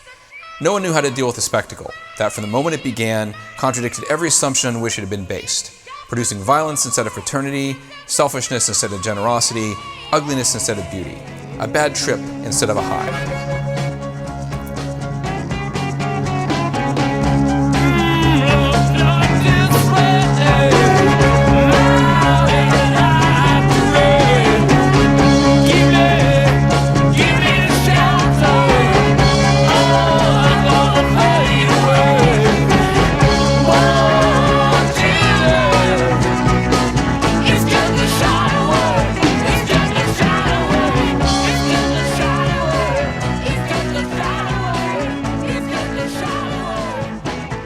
So, what do we make of all this? What lessons, if any, can be learned? It's hard to say. Woodstock was also thrown together at the last minute, but it, just barely, managed to work. We talked a little bit about why. It was good luck as much as anything. There were Hell's Angels at Woodstock. They showed up on Friday and created a ripple of concern when they did. They were absorbed by the mud and by the crowd and pretty much never heard from again. It's also worth pointing out the obvious here. Large gatherings are inherently dangerous.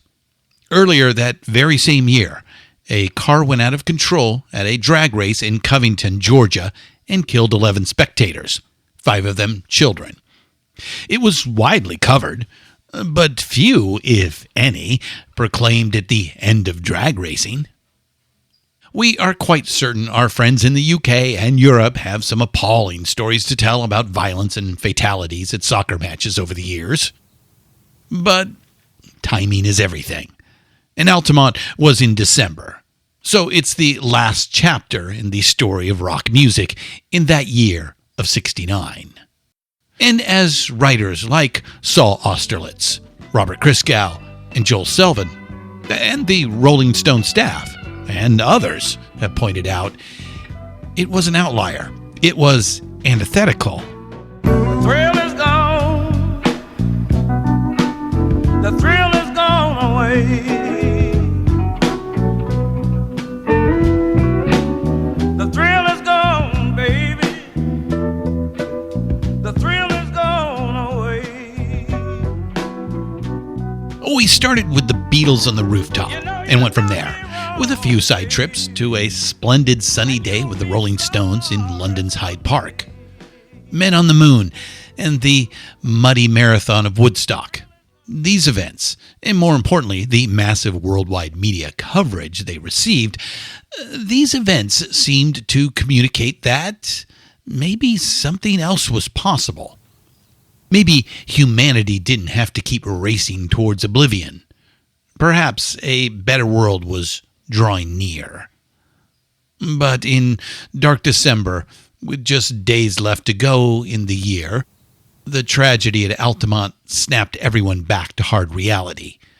Good intentions and hippie idealism aren't enough. Someone has to plan and organize. Someone has to be responsible. Otherwise, people are going to get killed. Want some whiskey in your water, sugar in your tea? What's all this crazy question they're asking me? This is the craziest party that could ever be. Don't turn on the lights, cause I don't want to see. Mama told me not to come. Mama told me not to come. That ain't the way that I found out.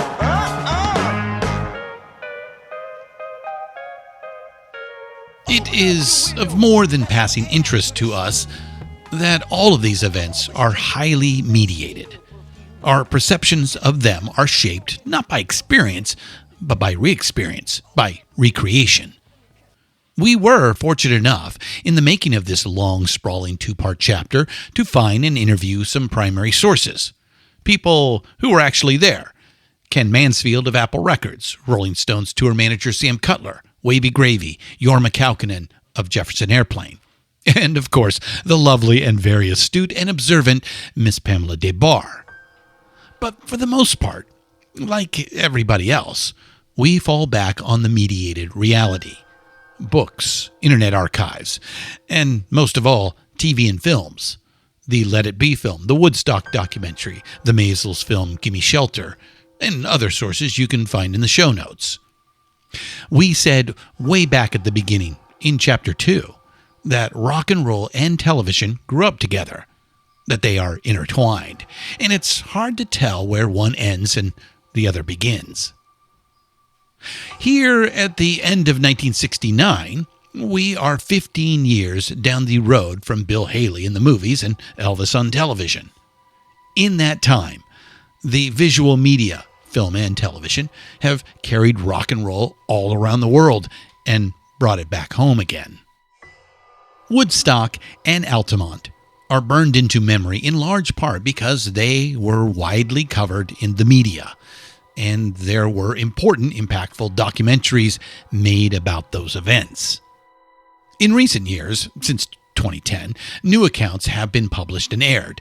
We've taken those in too, and we've had to rethink some things. There's more about all our sources in the show notes. We're rock and roll fans, not media and mass communication theorists, but along the way, we have found the work of some of these theorists to be really useful in understanding music, culture, and technology. So we've made a few side trips along the way and met people like Marshall McLuhan, Andy Warhol, and Akira Kurosawa.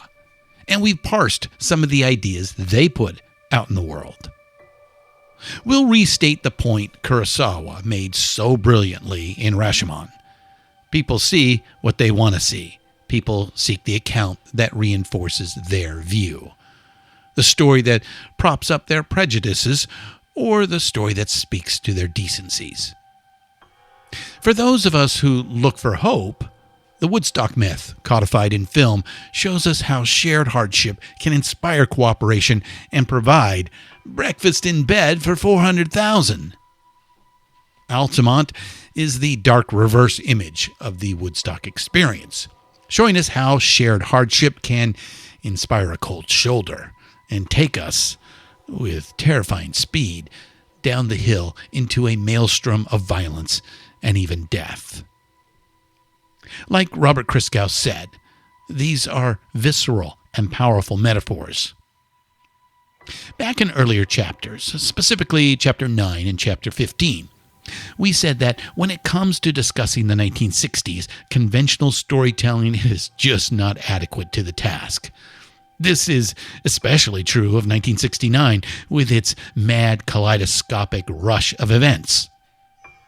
So much as we'd like to, we can't provide a moral to the story. We just can't tie a neat narrative bow around 1969 and deliver it to you. We can speak our own truth and encourage you to seek out yours. We can note with sadness the opportunities that were missed, and with joy we can relate the achievements. Our take is that Woodstock is the apotheosis, and that Altamont represents the abyss, and that 1969 can be seen as an inflection point, an ending and a beginning, a change of the guard. It's the end of the first half of the first half. Rock started as the music of the post-war baby boom. Born in the American South and raised in the big cities of America, it went over to England, came back to America, and then spread all around the world. That was the first half of the baby boom. It was epic. It was amazing, and now it's done. Now, the second half of the baby boom takes over. As 1969 closes out, while it may not be official yet, the Beatles are all but done. Dylan, The Who, The Stones, CSNY, many of these 60s acts will go forward into the 70s.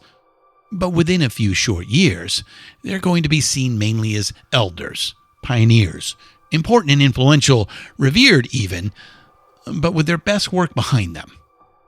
So maybe 1969 was the peak year, but there is still a long way to go and a whole lot to tell. And you know what? A lot of rock historians argue that the 70s were really the peak era for rock music, and we don't necessarily disagree. All kinds of new branches and offshoots and new genres will spring up all over the place. There's plenty to talk about. A new landscape, a lot of interesting new characters, some of whom we've talked about in earlier chapters, just a little, kind of a tease for you, a lead-in to what's next. What's next? Everything.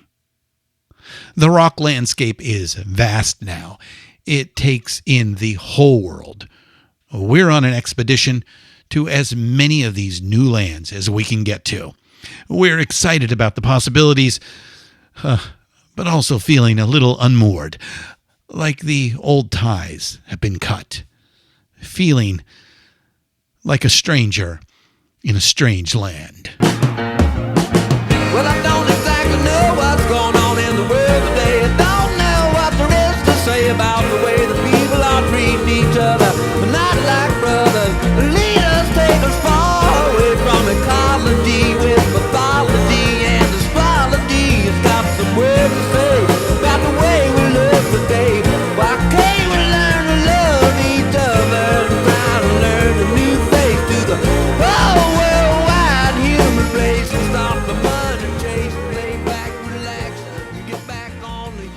I'm Christian Swain, and this has been Rock and Roll Archaeology. Thanks as always for listening, and we'll see you next time. We'll see you in episode 20.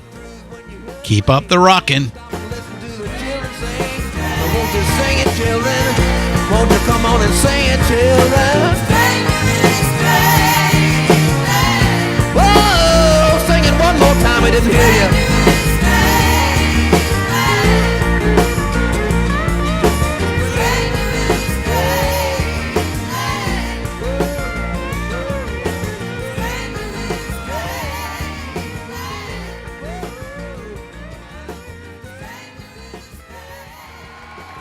Rock and Roll Archaeology is written by Richard Evans and Christian Swain.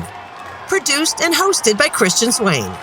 All sound design and incidental music by Jerry Danielson at Busy Signal Studios. Find all of our shows, notes, and links at pantheonpodcast.com. All songs can be found for purchase or streaming wherever you get your great music. Please pick up these amazing tracks.